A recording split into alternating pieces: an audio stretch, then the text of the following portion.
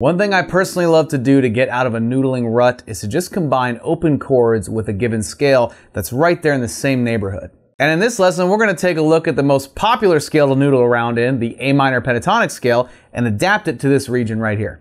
But be sure to stick around to the very end of the lesson because I've got a free gift for you and your guitar that you're both going to love. All right, now a lot of us like to play the A minor pentatonic scale in this box right here,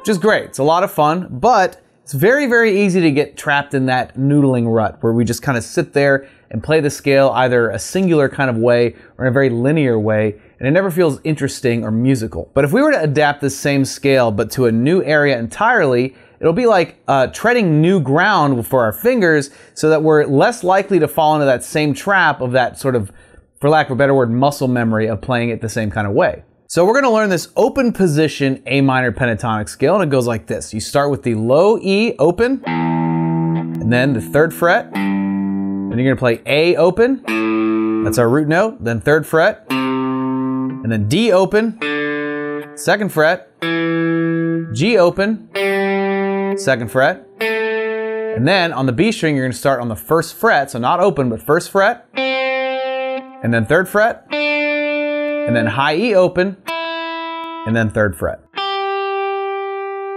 So you may be wondering, how is that the A minor pentatonic scale, especially if the first note is a low E? Well, it's the way it's arranged, right, as far as all the notes together.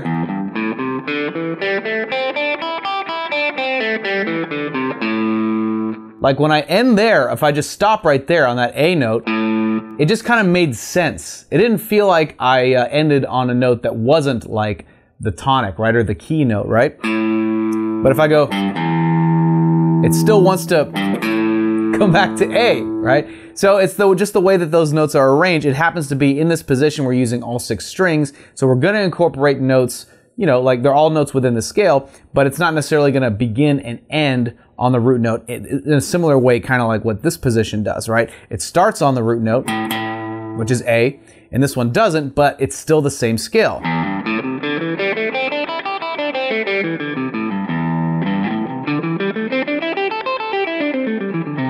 Notice how the same tonality is there, right? It didn't sound like I played 2 different scales. I played the same scale, just in 2 different positions on the fretboard. So the beauty of this particular A minor pentatonic scale is that it's right here within the first 3 frets, which happens to be where most open chords are. Now, if we're dealing with the A minor pentatonic scale, we want to reflect that as far as the chords that we're playing.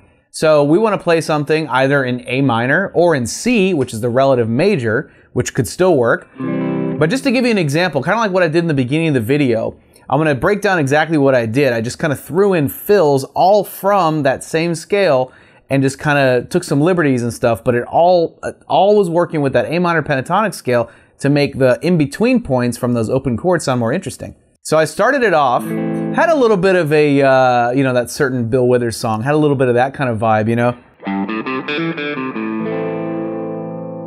You know, starting on that A minor, just to keep it simple, right? We're playing A minor pentatonic, we can totally start on A minor. And then I went straight to C after that, but I kind of connected it with like... So what I'm doing essentially is like I'm filling in and connecting the dots between those open chords with that scale. So it's like if I started off on the 3rd fret here, right? On the low E string, then open A, 3rd fret, and then hammer on the 2nd fret on D, open D, and then 3rd fret to open on A. All within the A minor pentatonic scale right there. And it works as a great kind of riff, you know, like a slow tempo kind of rockabilly, minor bluesy kind of riff, you know? And it goes perfectly right into that A minor chord, right? Now you don't necessarily have to play that note for note. You can play any manner of ways of doing it. You can do something like... That sounded cool, right? All within A minor pentatonic. So I was just starting off, I just hammer on to the 2nd fret of the G string here, and then played open G, and then 2nd fret on the D string, open D, and then 3rd fret on A, pull off to open. Right? That works too. That's the cool thing is like you can kind of select random notes within the scale, like kind of wander around it and come up with really interesting sounding fills. But it's gonna, because of the way that these notes are arranged, you're less likely, in my opinion at least, to just sit there and just like go through the same kind of noodly motions that you would with this position of the pentatonic scale. There's a whole lot more room because you're going to be thinking a little bit more, especially if you're not used to playing it down here. You're going to be thinking more about where you're at, right? And you want to be more deliberate with your note choice. So if we started with A minor, right? And we went into it with that cool, you know, like a little riff. Something like that. And let's say we wanted to throw in a C after that, like what I did, right? Which is the relative major of A minor. And that works perfectly with the same A minor pentatonic scale, right?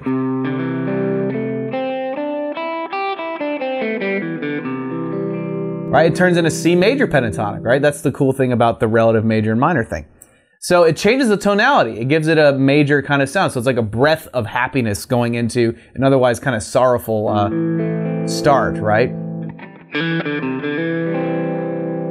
It sounded nice, you know? So and what I did was, I did this little number here where I did a hammer onto the open, from the open D string to the 2nd fret, and then played open D, 3rd fret on A, and then hammered on back to the 2nd fret on the D string. And that note happens to be a note within the C major chord. So in a way, it's like I'm leading into the chord shape just by having this fill that just fits right in, right? It just lands me perfectly into that C chord shape. And then from there, I think I did a D minor chord, right? Yeah, I mean, that works. This all works within the key of A minor / C, right? So we have A minor, C, and D minor so far. All right? And then from there, it's like, what I did there was I just did, so I would start on the D string, I'd play 2nd fret here, and then G, 2nd fret, and then back to the D string and play that D string open because it happens to be the root note, right, of the D minor chord. And then if I want to, let's say, because it sounds like it wants to, the tension kind of is directing me back to A minor. So I can do something like, I think I did like kind of a bluesy lick, like, which you can totally do. So this move right here that we do in this box, you can now do here. And it's a little more challenging because of the tension. You're right there by the nut, right? So the tension on the strings is going to be a little bit harder, especially if you're playing acoustic guitar. So what I would recommend actually is sliding. So instead of going, you can go. So you're sliding from the 3rd fret on the B string to the 5th fret instead of bending. Then you slide back down, then 1st fret, then 2nd fret on G to resolve it. And then from here, what I did was and I'm just kind of walking you through what I did as an example, but of course, I want you to really have fun with it and experiment, you know. But consider what I've done is kind of a jumping off point, right? But I do want to give you a play-by-play of this to hopefully have it kind of make sense on how all this works. And as far as the certain moves that I'm doing, like this, for example, when I did this lick, I made sure to land on the 2nd fret of the G string, right, with my 3rd finger, because that happens to be exactly where that finger needs to be when I fill out the A minor chord. Because if I did it like this, let's say with my 2nd finger, I'd have to like reconfigure it, which, you know, isn't a big deal, but why not cut all the, you know, dead space out entirely and just lead into that chord shape with ending that lick like that, you know? And then I think I went to E minor, right? Which, man, sounds so pretty, especially when you're going, because that open B string, it's like, so much soul, right? It's such a powerful melody, you know? And then from there, I think I went back to the D minor chord. And then, like I said, the D minor chord kind of makes me want to go back to A minor. So from there, just resolve it back to A minor. And then I think I threw in a G chord. And kind of went back to that initial sort of riff to kind of complete the themes. And hey, by the way, if you're getting value out of this lesson, be sure to hit that like button and please consider subscribing to our YouTube channel. Not only does it really help us out, but it lets us know that you want to see more lessons just like this one, which we'd be more than happy to bring you. So this was an example that was a little free-flowing. It wasn't to a specific rhythm or a timing, but I kind of wanted it to almost like write itself. So when I started, that's kind of the cool thing about doing something like this is if you know you're in the key of A minor, right? Let's say you give yourself a handful of chords to work with. So A minor, C, D minor, E minor, and G, right? I mean, which is honestly more than enough. You could get away with A minor, C, G, really, or like A minor, C, E minor. I mean, there's all kinds of number of ways to do it, but if you want to think about just like what are some chords that you know for sure will totally work as far as like how they reflect the key of A minor, C, again, right, D minor, E minor, G. You could throw in an F chord if you wanted to, but I understand if you want to avoid it because, you know, the F chord sometimes is not the friendliest to play, but you can obviously play it like in its broken down version like this. But again, like this is more, I'm going to leave it up to you as far as like when you apply your own creativity, like where does it want to go when you kick it off like that? When you start on the A minor pentatonic scale to play a little riff, and then you kick it off with that A minor chord, right? Where do you want to go next? Maybe instead of C, let's say you want to go straight to G, right? So let's try that.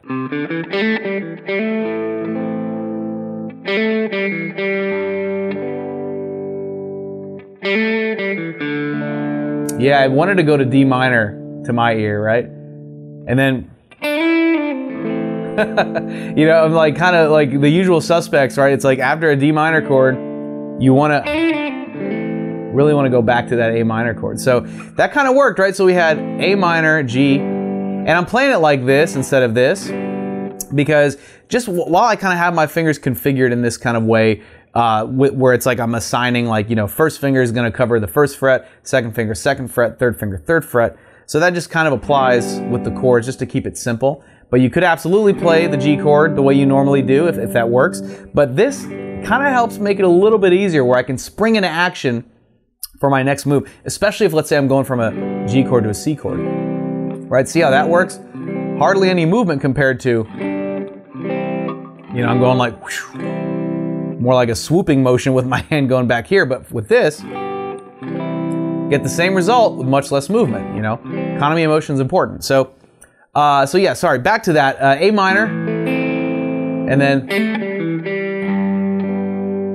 and let's say we want a D minor, right? So, or I want a D minor. And then maybe, let's try C. Ooh.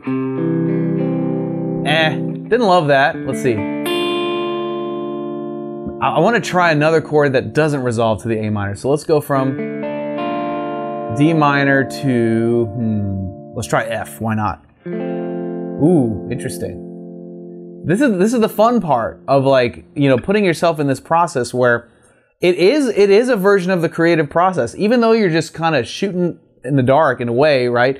If let's say you're new to combining chords together in sort of a random order, right? Because we're not really learning a specific song. We just have a handful of chords. We have a single scale to glue them all together, and let's just try it and see what happens. That's actually a great way to come up with great musical ideas. So you could be at the start of like some great ideas that could feed into a song, an original musical piece, right? Which at the end of the day is like what we want to do. We want to participate in that musical creative experience. So that's what I love about doing this kind of stuff is like, and we're right here in real time. Like, you know, I didn't really plan this. I'm just kind of trying stuff out in a way to demonstrate what this should look like when it's you practicing, right? Trying out a chord, kind of playing a riff in between.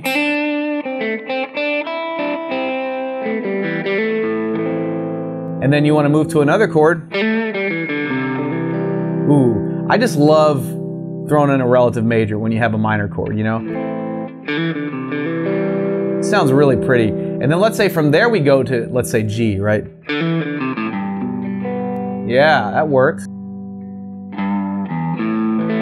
Yeah, it gets this kind of like almost spaghetti western kind of sound, you know?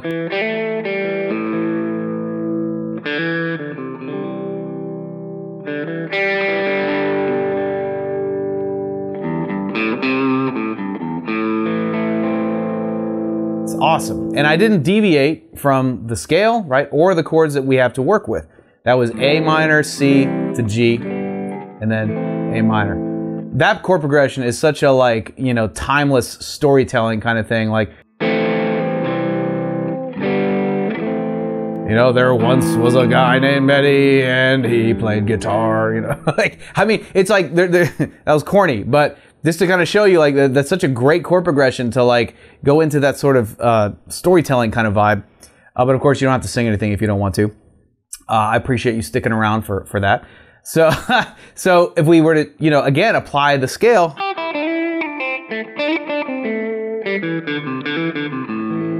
And doing it in a way that's makes us less likely to noodle. Like if we were, that's not to say you couldn't throw in, you know, licks if you wanted to do.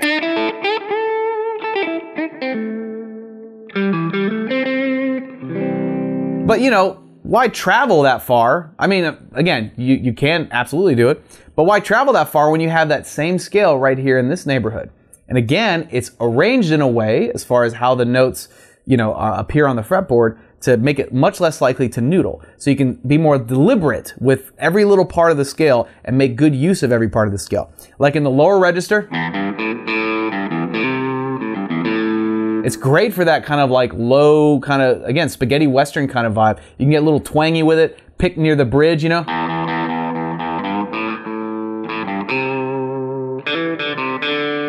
You know? You can do stuff like that. It's great, you know, it's fun. And then just throw in those chords in between. And then let's say, you know, if I want to do something a little more like a fill, you know, I like the middle register for that, you know, so like this area. And sometimes, if you like play a random note like I just did that open D, it just naturally made me want to go into D minor, you know. And then you can just start like landing on notes that make up the next chord that you're going to do, like I did earlier. You're kind of leading into it.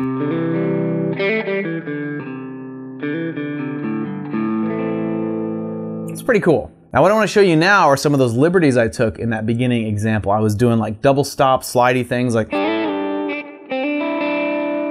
you know, like letting open strings ring out, you know, with fretted notes, just to really like get really into the sound, you know. So like what I did there, which, you know, it's still an A minor pentatonic thing. It just kind of takes us slightly out of it and brings us back in, where we're essentially playing the 3rd frets on the B and the high E strings, sliding up to the 5th fret and then down. You can use a single finger and bar it if you want. I do it like this because, again, like I said, I'm just used to having my fingers in this kind of a readiness formation, right, when I'm playing within these 3 frets. You know, so that can absolutely work. You know, you can just make double stops out of it, you know. You know, because those double stops imply chords, like that one right there, where I'm playing just that 3rd fret on the A string and then that 2nd fret on the D string. I mean, that right there is like the top part of the C chord. Right, so all of these things just kind of like play themselves in a way. It's like they're all there. So there's a lot of opportunity, there's a lot of fun, or there's a lot of room for activities, you could say, right? To be able to come up with musical ideas and come up with something fresh and exciting so that you're no longer stuck in that noodling pentatonic rut. So just give you a quick recap, right? We have this open position A minor pentatonic scale.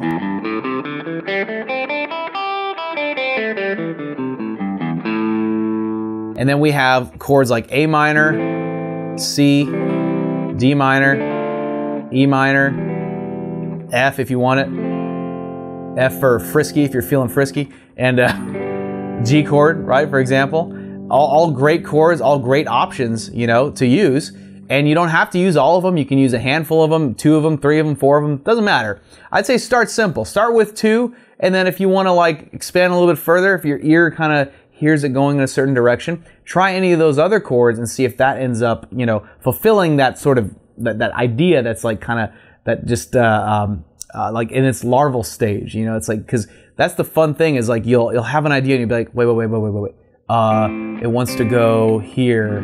Yeah, that works, you know. So it's like, that's the creative process right there, you know, where it's like your mind and your hands are working together to come up with something awesome and authentic and original. So there's something you can use right now to not only come up with original musical ideas, but to do it in a way that's got style and is interesting and super fun. But of course, with a simple concept like this, there is a whole frontier of fretboard frivolity that's waiting for you when you're ready to take the next step. But as you already know, I'm always looking out for you, and I actually got your next steps already figured out. And it just so happens to be that free gift I was telling you about. Remember that? Well, gotta make good on my word.